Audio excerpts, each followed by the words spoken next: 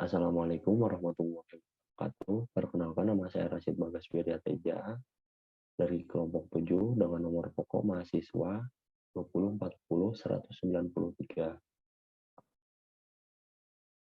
Nah, di sini kami akan menjelaskan atau mempresentasikan mengenai software, yaitu tentang sistem informasi manajemen keuangan. Nah, di sini saya akan menjelaskan mengenai pengertian sistem dan pengertian sistem informasi. Pengertian sistem, nah sistem itu adalah kumpulan dari komponen-komponen yang memiliki unsur keterkaitan antara satu dengan lainnya. Sekelompok komponen dikaitkan menjadi satu untuk mencapai tujuan tertentu. Sebagai contoh dalam kehidupan sehari-hari, yaitu sebuah televisi, dan apabila televisi tersebut dibongkar, maka di dalamnya akan terdapat banyak komponen seperti kabel, prosesor, monitor, dan lainnya yang memiliki fungsi yang berbeda-beda. Namun, mereka bekerja untuk tujuan yang sama, yaitu menampilkan gambar. Lalu selanjutnya, mengenai pengertian sistem informasi.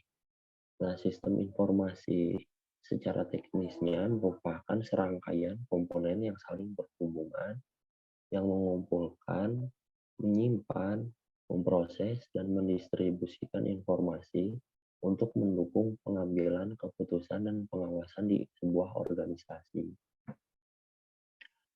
Mungkin contohnya kurang lebih seperti perusahaan yang ingin membuat produk baru,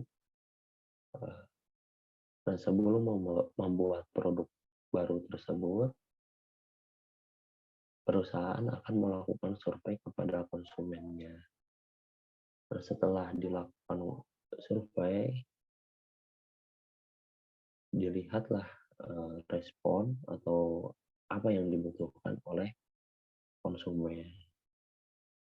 Setelah dilakukan survei tersebut, maka akan bisa melakukan pengambilan keputusan yang tepat.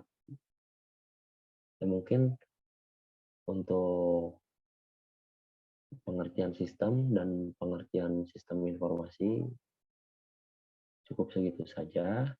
Untuk materi selanjutnya akan dibacakan atau dijelaskan oleh teman-teman saya. Terima kasih.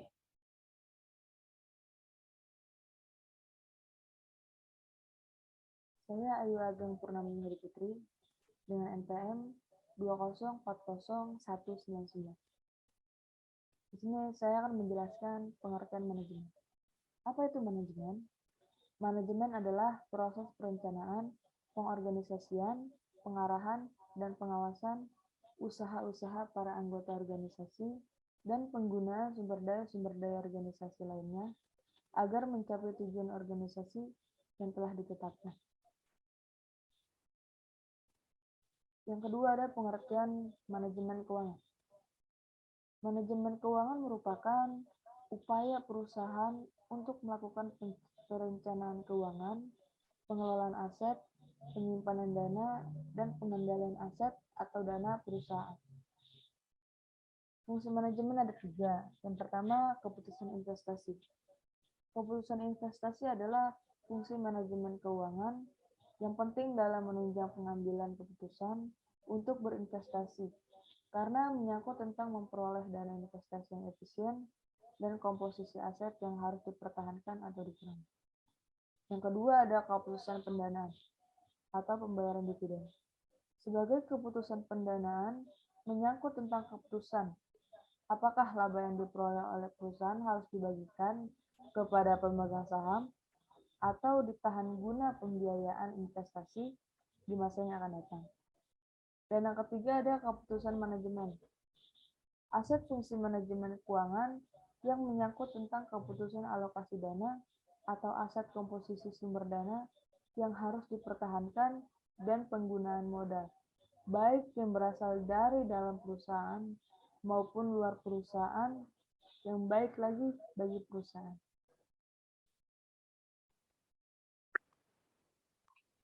Fungsi manajemen keuangan. Keputusan investasi adalah fungsi manajemen keuangan yang penting dalam menunjang pengambilan keputusan untuk berinvestasi karena menyangkut tentang memperoleh dana investasi yang efisien dan komposisi aset yang harus dipertahankan atau dikurangi. Keputusan pendanaan.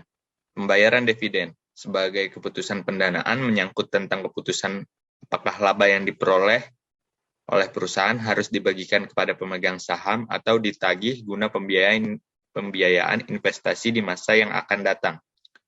Keputusan manajemen. Aset fungsi manajemen keuangan yang menyangkut tentang keputusan alokasi dana atau aset, komposisi sumber dana yang harus dipertahankan, dan penggunaan modal baik yang berasal dari dalam perusahaan maupun luar perusahaan yang baik bagi perusahaan. Selanjutnya, perkenalkan, nama saya Tiara Oktaviani dengan NPM 201040178. Di sini saya akan melanjutkan penjelasan yang sudah dilakukan oleh teman saya. Saya di sini akan menjelaskan komponen-komponen software yang ada dalam sebuah komputer. Nah, yang pertama ada sistem operasi, yang mana sistem operasi merupakan perangkat lunak pertama kali yang akan dibaca oleh komputer pada saat menjalankan booting sebagai dasar pengoperasian komputer, sekaligus menjadi komponen utama dalam sebuah sistem software. Kemudian, program tambahan atau program bantu utility, yang mana program tambahan atau program bantu tersebut merupakan perangkat lunak sistem dengan fungsi tertentu, contohnya untuk memeriksakan perangkat keras disket yang rusak, mengatur isi ulang hard disk. Kemudian ada bahasa komputer atau bahasa pemrograman, yang mana bahasa yang dipakai untuk membuat sebuah program komputer disebut bahasa komputer sebab mempunyai kosakata dan tanda bahasa, yaitu tadi oleh setiap user agar tidak akan menimbulkan error. Nah, ada dua tingkatan dalam bahasa komputer. Yang pertama ada low level language atau bahasa tingkat rendah, yang mana bahasa tingkat rendah merupakan bahasa yang sulit dipahami dan hanya dapat dimengerti oleh pembuatnya. Kemudian ada high level language, bahasa tingkat tinggi, yang mana bahasa tingkat tinggi ini menggunakan kosakata yang mudah untuk dimengerti oleh user lain.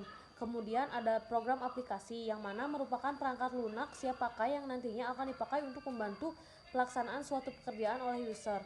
Aplikasi ini ada sebab dibutuhkan oleh user.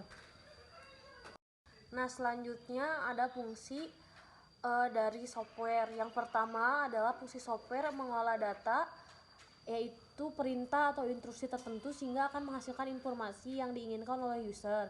Kedua, yaitu sebagai sarana interaksi untuk menghubungkan pengguna dengan perangkat keras dalam komputer. Selanjutnya ada beberapa macam dari software.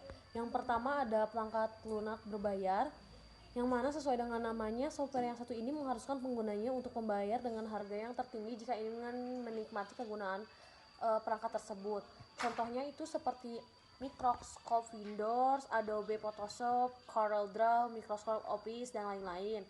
Kemudian yang kedua ada freeware, software gratis yang mana tidak dibatasi penggunaannya untuk menggunakannya kapan saja. Nah, software ini pada umumnya didedikasikan kepada para komunitas tertentu, namun hak ciptanya tetap dipertahankan sehingga siapa saja dapat melakukan update software tersebut. Contohnya seperti Mozilla Firefox, Google Chrome, WhatsApp, Telegram, Skype, CC Cleaner, Adobe Flash Player, UC Browser, YouTube, dan Downloader. Kemudian ada free software. Berbeda dengan freeware, free software akan menuntut penggunanya untuk membeli perangkatnya terlebih dahulu. Namun setelah itu kalian bebas untuk menggunakan, memodifikasi, atau bahkan mendistribusikannya. Contohnya seperti FreeBSD, OpenOffice, MySQL, GNU BSD, dan Opera. Kemudian ada shareware. Perangkat lunak ini juga gratis, hanya saja dapat atau terdapat batas waktu untuk penggunaannya. Dan bila user ingin menikmati fitur yang ada di dalamnya, tetap ada batasan waktu, maka user harus membelinya terlebih dahulu. Fungsi dari batasan waktu ini adalah supaya user dapat mengetahui beragam kelebihan dari fungsi yang ditawarkan atau dalam hal ini disebut sebagai massa trial. Nah, contohnya itu seperti IDM, Style XP, WinRAR, Windows Linux, Nero 7. Kemudian ada malware. Malware merupakan software yang dibuat untuk menyusup ke komputer tertentu atau bahkan dapat digunakan untuk merusak sistem dalam sebuah jaringan komputer. Singkatnya, malware ini merupakan software yang dapat mengganggu perangkat komputer yang lainnya. Contohnya itu seperti spyware, perangkat lunak pengintaian, adware, perangkat lunak yang untuk iklan yang tidak transparan atau tidak jujur. Kemudian ada virus komputer dan juga software bansos yang dapat mencuri data dari komputer orang lain. Kemudian ada open source software, perangkat lunak gratis serta kode dalam pembuatan perangkatnya dapat dipelajari, dimodifikasi, atau bahkan disebarluaskan sesuai dengan ketentuan atau etika yang telah ditetapkan dalam perangkat tersebut. Nah, biasanya perangkat ini digunakan oleh komunitas khusus. Nah, contoh dari perangkat ini yaitu Linux. Nah, yang terakhir ada firmware. Periode pionir tahun 1950 sampai 1963. Bentuk perangkat lunak pada awalnya adalah sambungan-sambungan kabel ke antar bagian dalam komputer. Penggunaan komputer saat itu masih dilakukan secara langsung, sebuah program untuk sebuah mesin dan digunakan untuk tujuan tertentu. Penggunaan komputer dilakukan secara langsung dan hasil yang selesai dikerjakan komputer berupa printout. Proses yang dilakukan di dalam komputer berupa baris instruksi yang diproses secara berurutan. Kemudian periode stabil 1963 sampai 1980. Pada era stabil, penggunaan komputer sudah cukup meluas dan banyak digunakan di berbagai kalangan. Perusahaan perangkat lunak bermunculan. Baris-baris perintah perangkat lunak yang dilakukan oleh komputer dilakukan secara serempak atau multitasking. Satu perangkat lunak dapat digunakan oleh banyak pengguna atau multi-user secara cepat dan langsung. Mulai diperkenalkan sistem basis data yang memisahkan antara program dengan data. Kemudian periode mikro pada tahun 1980 sampai 1990. Pada periode ini, komputer dan software mulai berkembang. Contohnya, yang pertama distributed system. Suatu sistem yang tidak hanya dipusatkan pada komputer induk atau host komputer, daerah atau bidang lainnya, yang juga memiliki komputer yang ukurannya lebih kecil dari komputer induk. Lawan dari distributed system adalah centralized system. Yang kedua, embedded intelligence. Suatu produk yang diberi tambahan intelligence dan biasanya ditambahkan mikroprosesor yang mutakhir. Contohnya adalah automobil, peralatan diagnostik serum darah. Yang ketiga, low cost hardware.